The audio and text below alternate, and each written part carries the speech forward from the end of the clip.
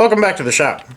It's Thanksgiving Day, and I spent the first bit of the morning wiping my tool bench off because one or more of my oil cans fell over and leaked all over the bench, and I've got Teflon tape and stuff on there. They just leak and tip over, and it's frustrating. But they're good old cans, but I just can't seem to keep them upright. And I've had this sit on the bench for quite a while, and I've been meaning to clean it up, and I think today's as good a day as any. We might bust the sandblaster out. I put a little tape on the end of here, and I figure the sandblaster will do a nice quick job of getting the rust off of this, and we'll get us back down to bare metal again. So let me go ahead and get started with that. I can't get my little sandblaster camera to work, so we'll just bring it back when this is done. It's my blasted all cabinet.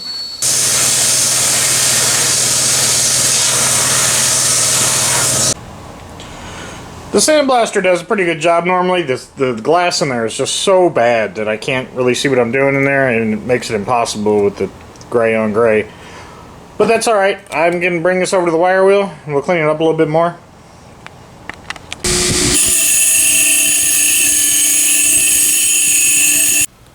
Let's get some paint on this bottom part, and we'll come back and look at the top and see what we can do.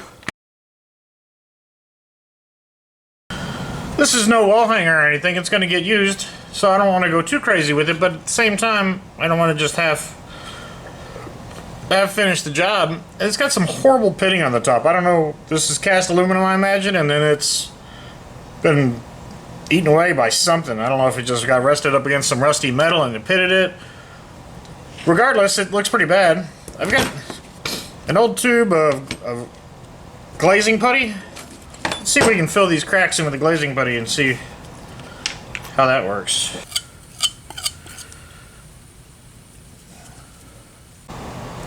Takes about 30 minutes to dry. We'll bring this over to the belt sander and bring it down.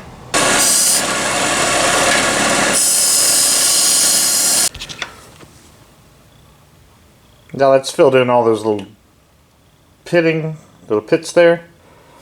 I think I'll take this off and then we'll paint the rest of it. Waiting for the paint to dry is the worst part of this whole project. Well, there it is.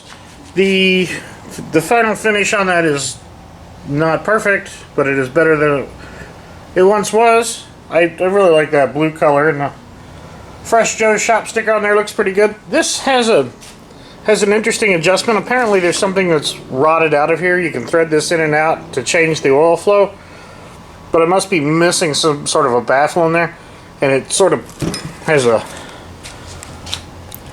pretty strong flow of oil. It doesn't spray very far. Mr. Pete does an interesting test on how far oilers will spray, but for volume, if you wanted to fill up an oil port or something, it's an interesting thing. I have plenty of small oilers that will spray far should I need to spray oil quite a distance, but it's cleaned up, it's on the bench. It's much less likely to topple over like the rest of the stupid things that I have. This may have been my culprit too. These little oilers are handy, but on my workbench they're just gonna get knocked over. Everything gets knocked over. This is another oiler. Everybody always asks me about it. You fill this up with grease, and it's just the handiest little thing. You can just pay out a little bit at a time. It's just a neat tool. But that's it. I don't want to get too far off track. I hope you guys are having a good Thanksgiving. Thanks for watching. Thanks for subscribing. Have a good day.